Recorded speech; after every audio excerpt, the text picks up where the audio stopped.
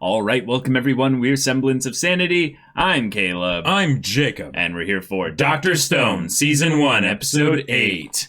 All right, we've got ourselves a situation where Senku is now in an actual civilization. Yep. Like he is in a civilization. There are people there. They actually have some pretty advanced science stuff. Like, good job. Yeah. Chrome. Yes. He's become friends with Chrome. Chrome is now going to be his apprentice. Yes. And Chrome's sorcery is something that actually impressed Senku. The fact that it's not necessarily that Chrome knows what he's doing 100% or 10 billion%, but maybe closer to 100%, you know? And he did figure some stuff out, and Senku has passed on the story. The story of the past, yes. But Senku is still not allowed inside the village. That's kind of a problem. And then there's the whole sickness escapade that needs to be resolved. Ruri, specifically the sister of Kohaku, who is the priestess, she has been doing basically hot water baths of sorts to just stave off the effects of this. So it's probably something extremely easy to cure. It's just a question of will Senku's magics be allowed within that. We got a little bit of world building in the previous episode regarding there being a split at some point with this village. So there are lots of other people potentially out there who could have been having babies and going around doing things for who knows how long. And was it a concrete split, or was it just that when people would break the rules, they would cast them out? Well, I think it was that there were a lot of people banished. I don't know if they were like all at the same time. We or don't just know sort of that. one at a time. Yeah, I think at the very least there was a group at some point that was banished, but probably future stuff would lead to more banishments. Yeah. And an example of a pseudo banishment was Chrome just having his little place now being outside the village. But okay, so things seem to be going along pretty well, and we're now officially have split the original party. So y'all, without further ado, let's get into this. All right, everyone, now be sure to go check out the reaction portion of the video in the description below, and then come back here for the discussion.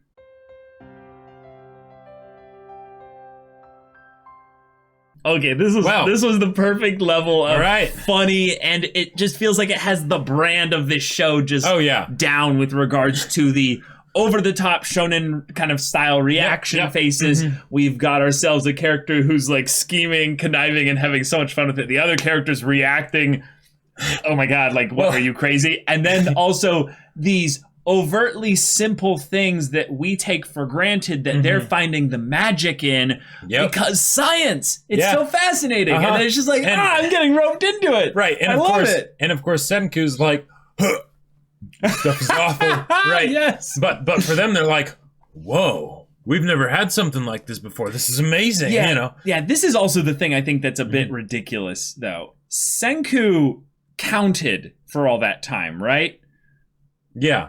But one of the things that's weird is I think because he sent his brain into the thing of count,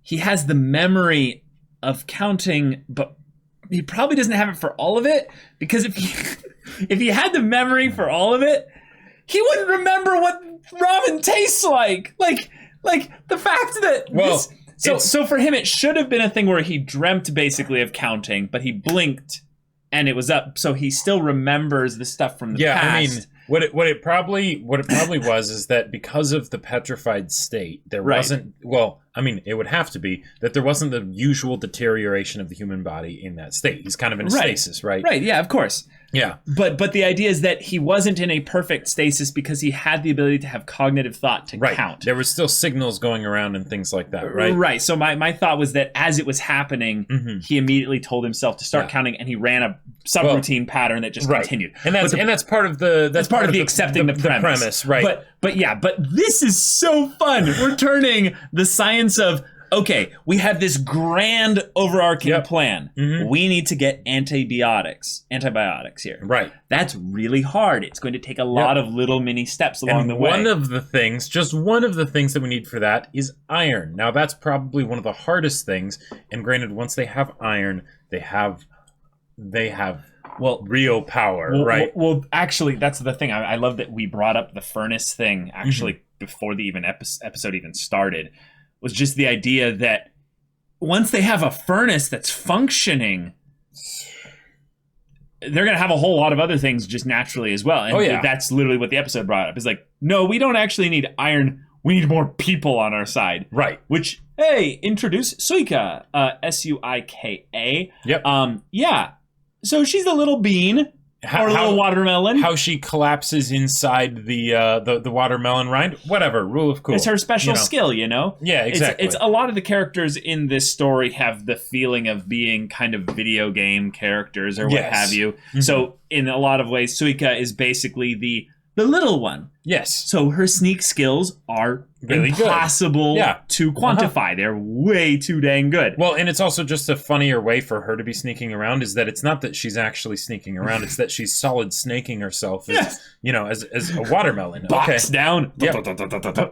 What's that box? Yeah. Well, people in these days think explosions are sorcery. So, I mean, of course they think that watermelon there could... I was actually worried when she was in the garden area that someone was going to come and she's going to be like, and like roll. And they're like, huh.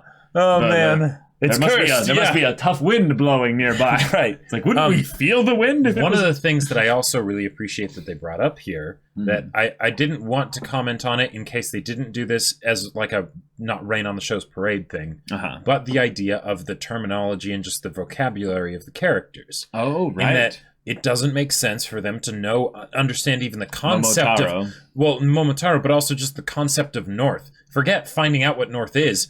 What is North? They wouldn't, they wouldn't have that, right? Yeah. So unless it was something where there was someone that was specifically propagating that information, right? Because depending on how many generations it is, right, a lot of the words would kind of blur together, die out. Meaning. Yeah, exactly, and especially depending on how useful they were, right? And the fact that they came from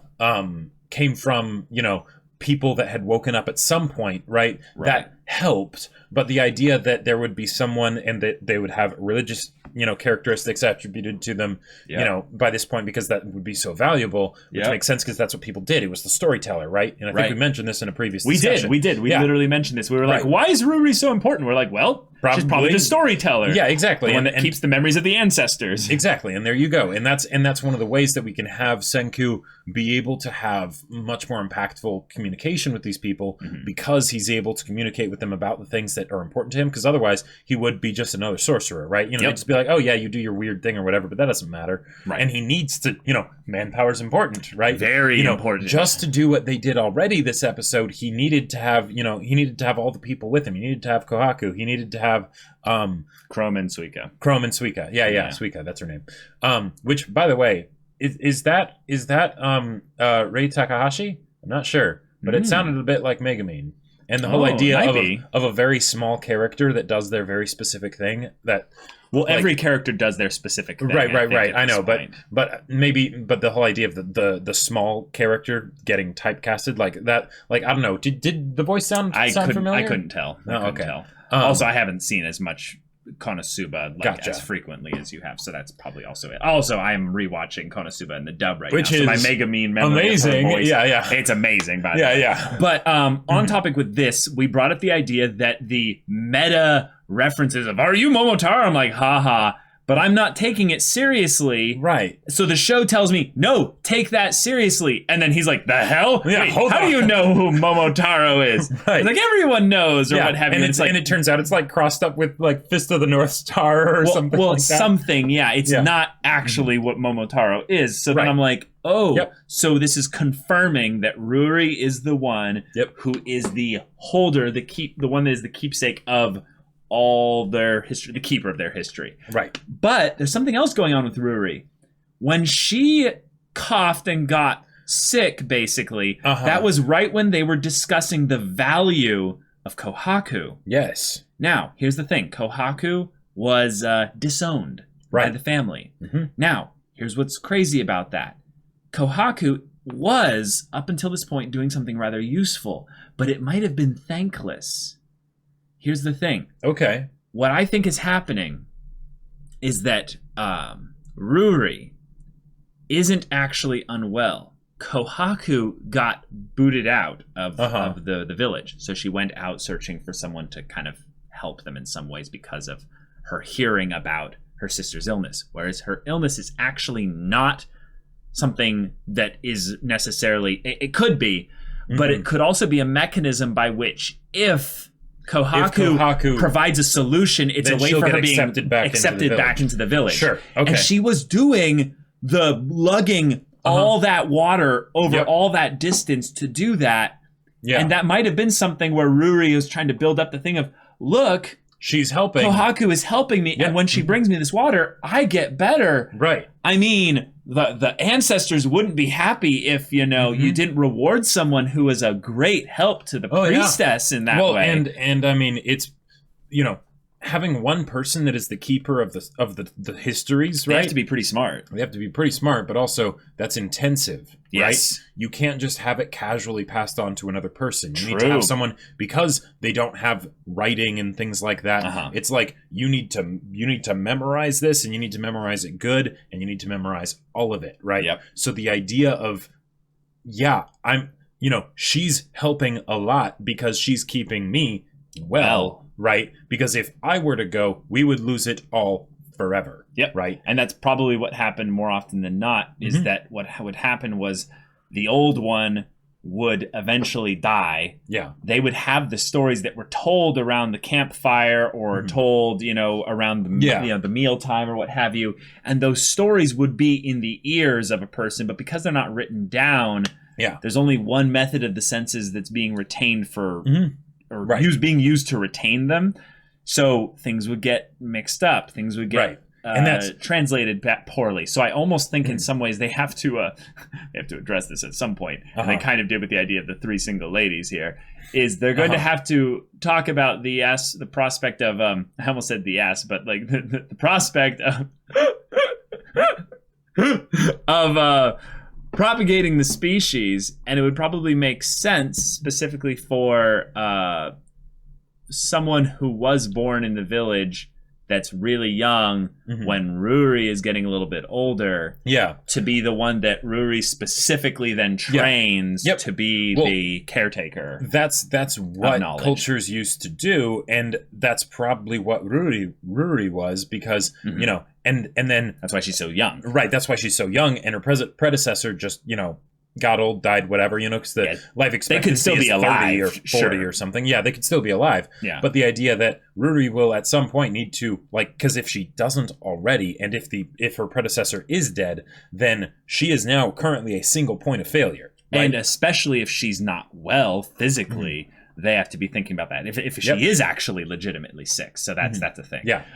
We got a lot of, I would say, lovely stuff of just the characters being goofballs and goobers just interacting together. Yep. And I'm starting to like them a lot. A lot. Yeah. The silliness and over the top aspect of it is actually now more and more endearing. I feel like they're dynamic with how their personalities, like the main three for now. Yeah. Because Suika we just got introduced. Yeah, right. But I feel like it works a lot better. It's a lot more dynamic than with Taiju and Yuzuriha, because Taiju and Yuzuriha had a great connection point between the two of them. And then Senku and Taiju had a great connection point between the two of them.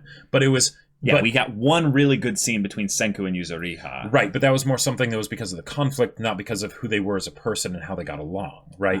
And so in that situation, because of that, there's only two really strong connection points here. Whereas if you have three people and they're all connected to each other, then it becomes, way more, right? Then it's two connections per person for three people. Yeah. Also, the plot in this case is less about world building and more about the exploration of the world itself via these elements and then their plans and goals. So in some ways, they get more time to be themselves as characters and less to kind of explain things. And I think that slower pace actually adds a lot to their characters. Yes. Yeah. In the overall scheme of things. The one thing that I am really hoping here is that they continue doing stuff like this, where because it's the journey, not the destination, right? It's not about the fact that that they're eventually going to, reclaim science and all that stuff. It's seeing them in the process of doing it, right? Yeah. Because otherwise, then it's just, all right, we're back to, the closer we get to a modern society, the less like the premise it is, right? So in this situation, the more we can see them going through the ridiculous amount of steps to make an antibiotic, right? It's like, okay, gotta get the iron, we gotta get all these other things, you know, like, and just doing one of those is taking a ridiculous amount of effort, and they need to do all sorts of other things just to get to the point where they can do that, right? So, yeah. I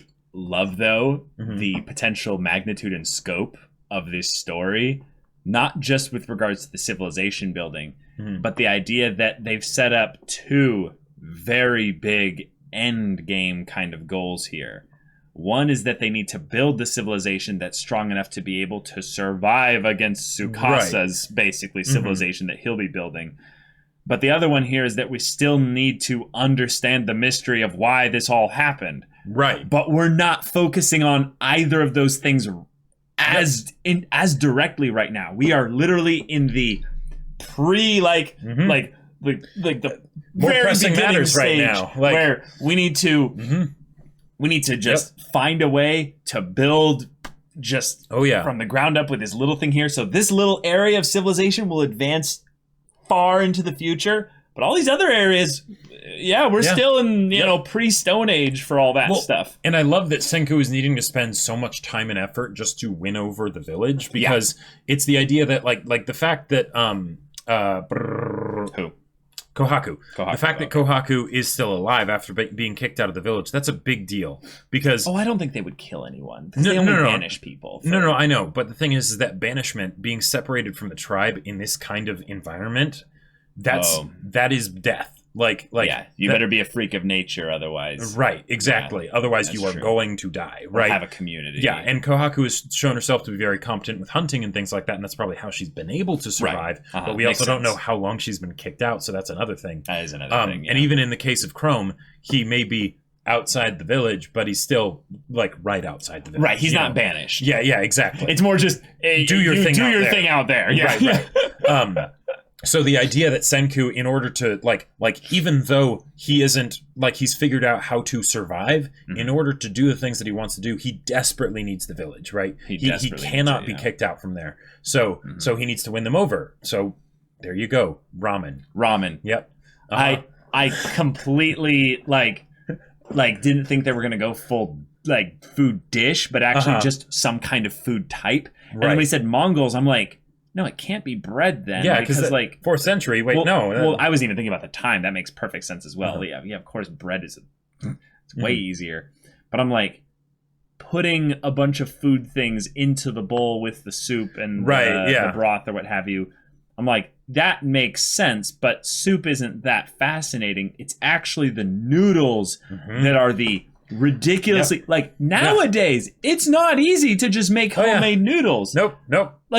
You can make noodles, but because everyone has had good noodles, bad noodles, okay noodles, and what have you, your homemade noodles are probably going to be pretty like crappy, like the first few times you make them. Or they're going to take so much time, and you'll need to get like a special like noodle press or something like that or whatever. Yeah, like even then, it's just with all our modern conveniences, just making noodles is in of itself a crazy thing. So the fact that they're all doing this with no modern conveniences, it just makes it really cool.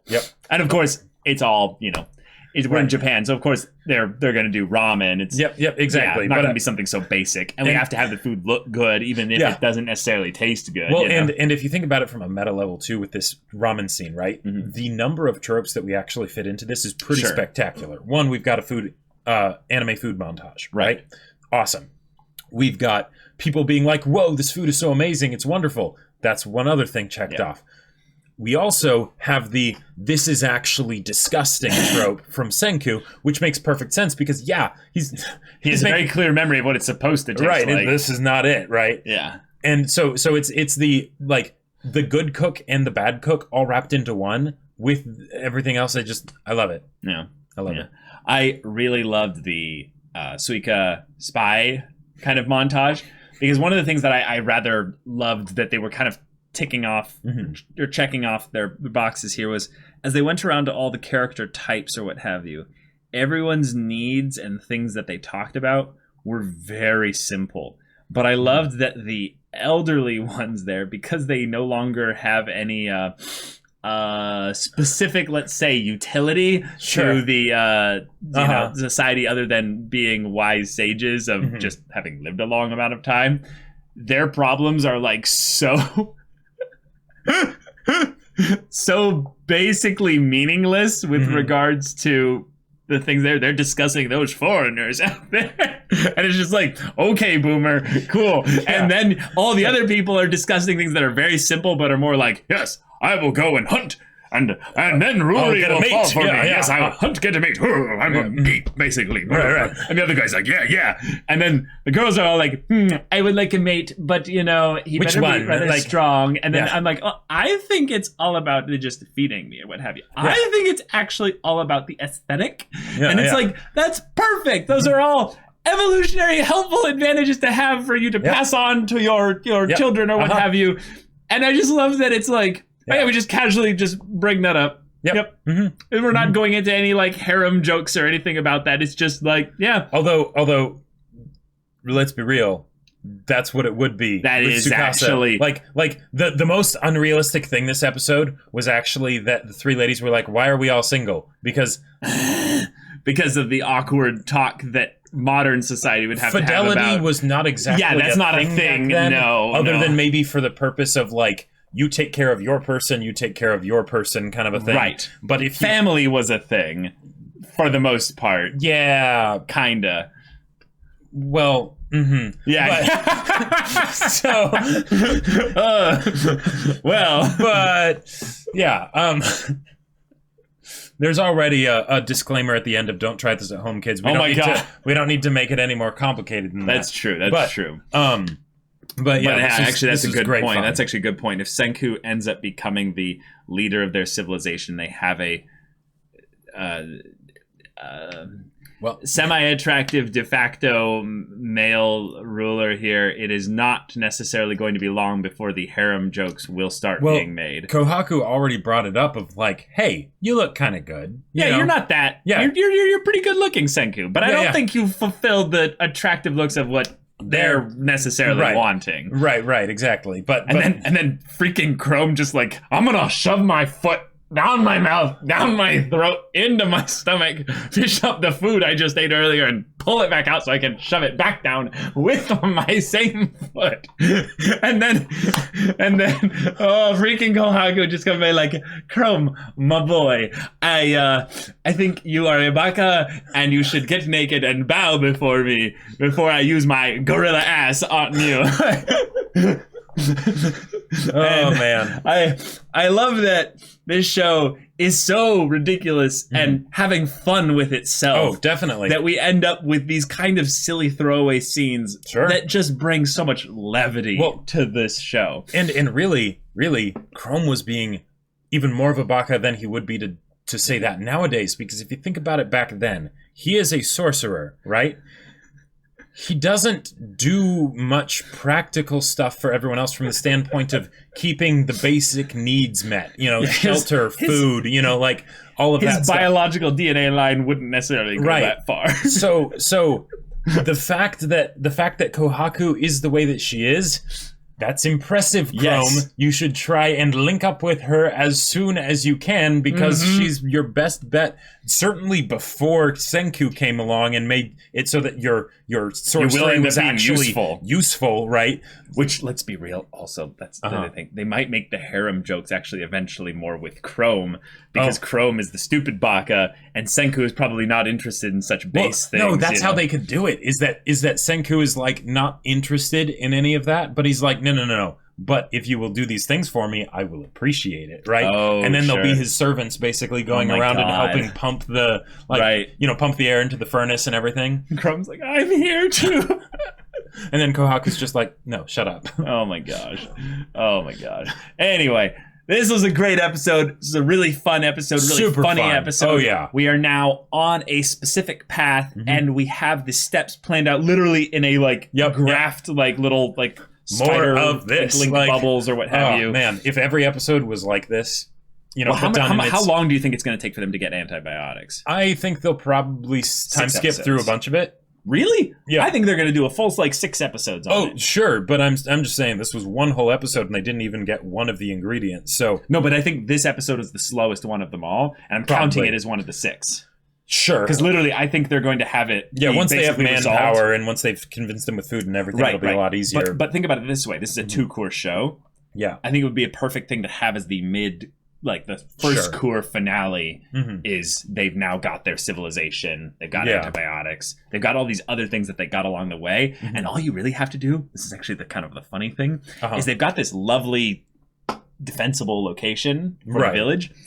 Just start building a village like right outside the front gate. Oh yeah, and it just starts to look more and more attractive than the other one, other than the defensible position. Yeah, and then it's like, why don't we just expand the village? I mean, it's the whole thing of the businesses. The businesses are here with the food and the smelter and the everything, and then it's just everyone just kind of moves over there. Yeah, you don't need to get unbanished Kohaku. We'll just make them come over here. The food market and everyone else over there is like, well, we want to trade. So exactly. It's a long walk across the bridge. I mean, like, I just got a job at the factory. Or what would that be the equivalent of? I just got a job at the smelter. At the forge. So I mean, a job. What is this job? Yeah.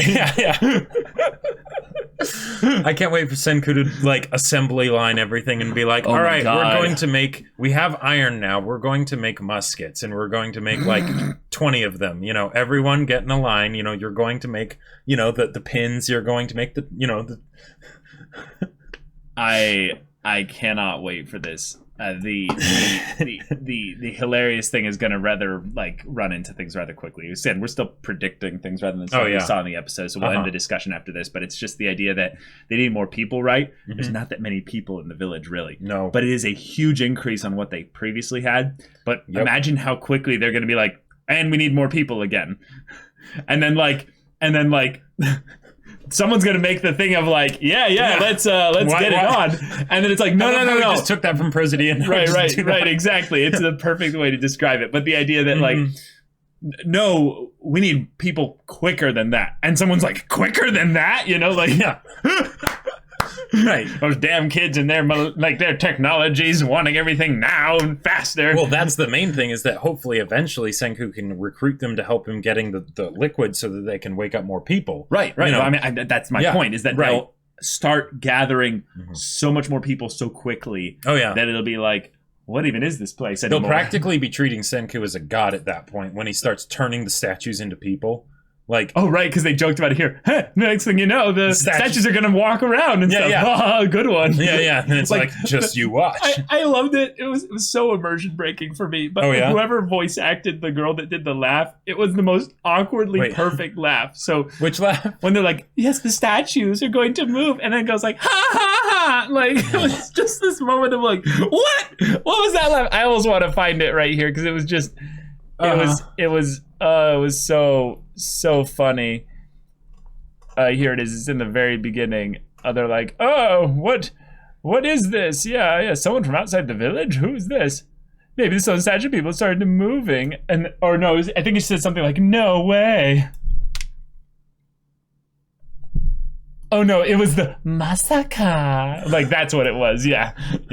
Anyway. This is a fun episode. A lot of good times in it. Yep. And y'all, if you want to see the next episode's reaction and discussion right now, go check out the link in the description below for our Patreon. You can get on early access there. You can watch full-length timer reactions there. And all this comes with Discord access, so you can chat with us and the community there about this show, about anime in general. You can also talk with Jacob about the sci-fi novel that he wrote. Yes, if you're interested in going the opposite direction, sci-fi novel. It's called Battle Lines. It's really cool. It's on Amazon. Link in the description down below. Hardback and ebook for within the U.S., ebook for outside the U.S. Go get it. Yeah, so if any of that interests you, we'll see you there. But until then, we're Semblance of Sanity. I'm Caleb. I'm Jacob. And we'll see you all next time.